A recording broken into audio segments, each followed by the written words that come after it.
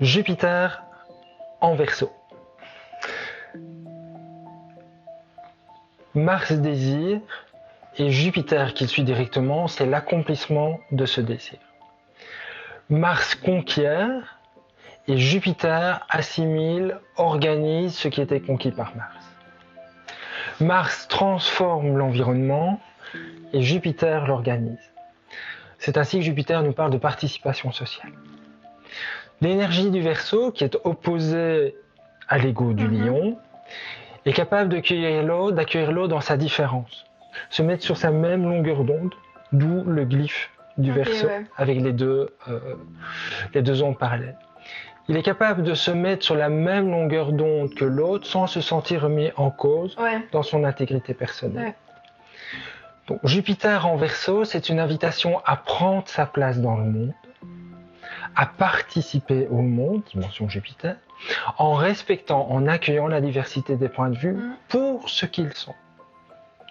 À savoir le reflet d'un individu, de son histoire, de son patrimoine, de sa culture. Chaque être, dimension Verseau, est une représentation, une interprétation parfaitement légitime, Jupiter, d'un phénomène qu'on appelle la réalité. Avec Jupiter, l'individu participe à la société et donc prend part à quelque chose qui est plus grand que lui.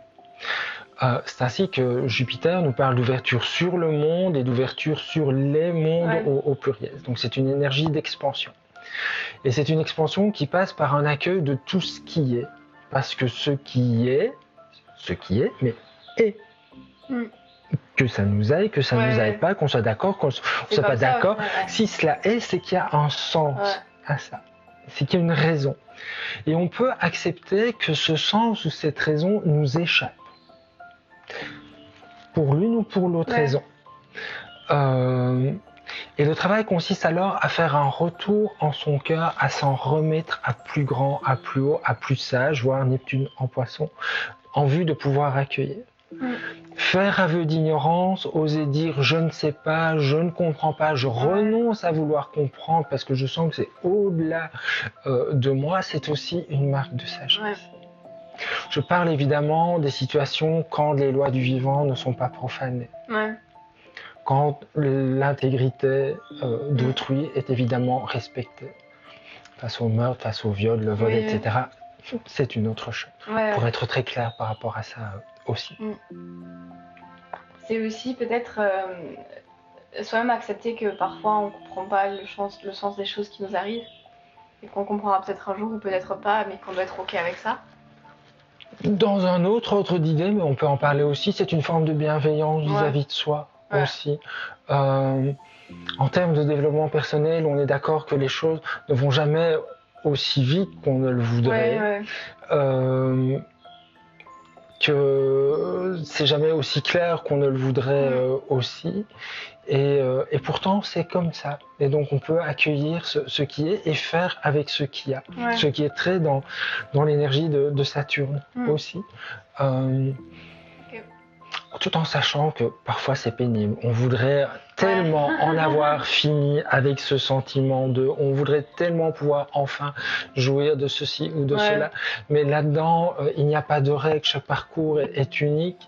Et donc parfois ça met du temps. Moi, dans mon expérience, on pourrait comparer ça à un Tetris.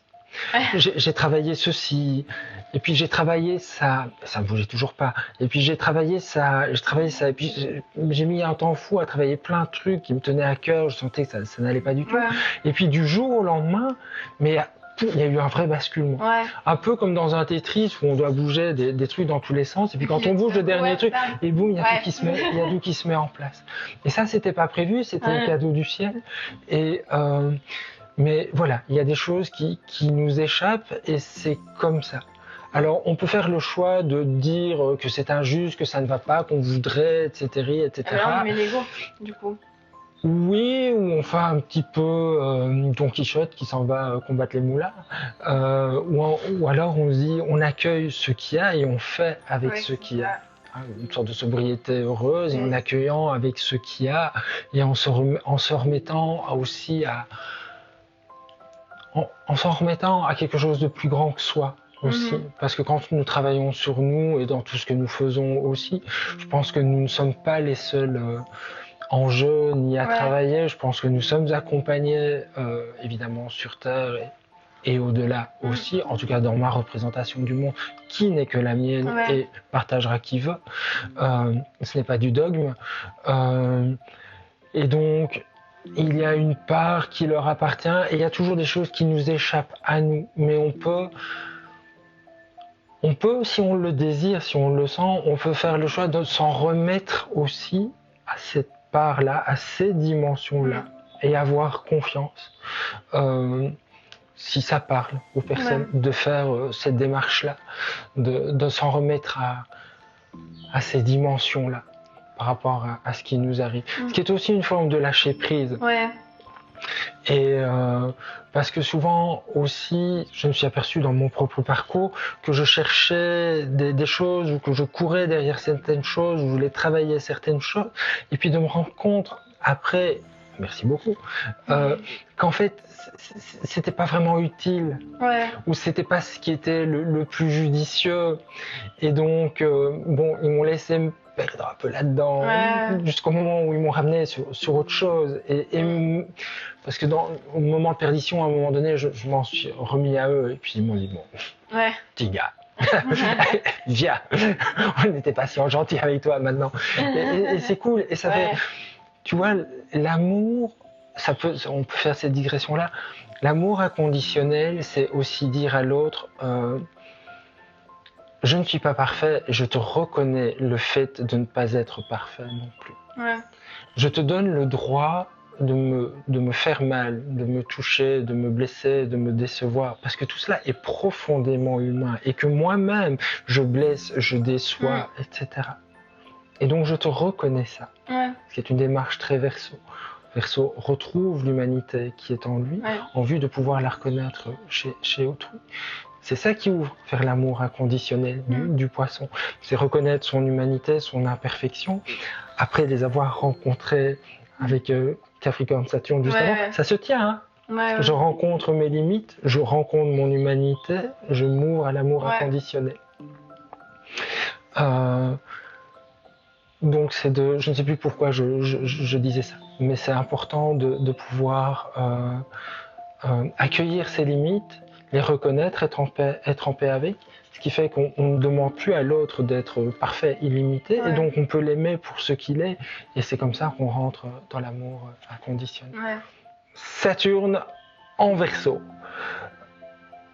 Dans le signe précédent, en Capricorne, Saturne nous invite à la responsabilité individuelle.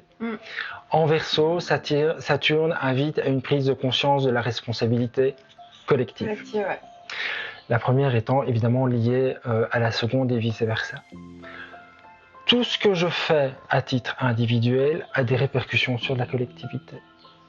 Et tout ce que nous faisons de façon collective a des répercussions sur chaque individu. Donc en prenant part à une action collective, je prends le pouvoir sur des individus. En prenant part à une action collective, je cède aussi une part de mon pouvoir à la collectivité.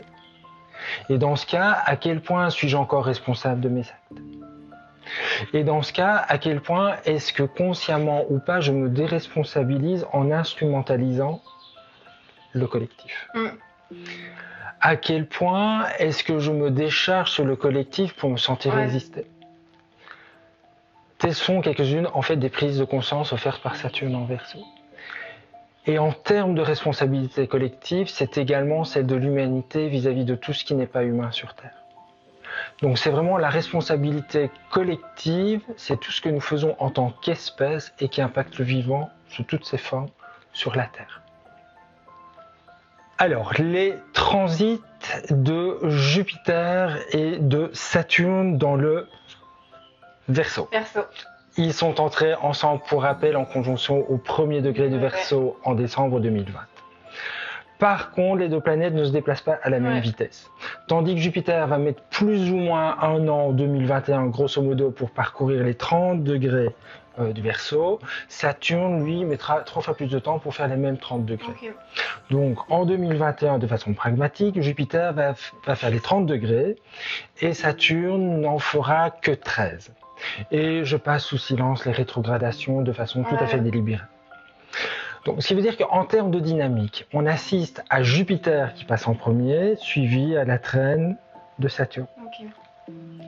Donc, dans un premier temps, on a le passage de Jupiter qui nous invite à nous déployer pleinement dans cette énergie du Verseau, à se l'approprier, à l'intégrer.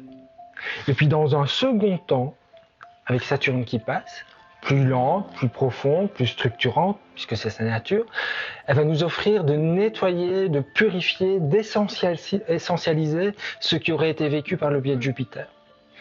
Et tout cela dans la maison ou les maisons où Saturne et Jupiter se trouveront dans le thème de chacun. Il faut le rappeler aussi. Donc le transit de Jupiter suivi de Saturne en Verseau nous parle de prendre part au collectif, mais avec lucidité.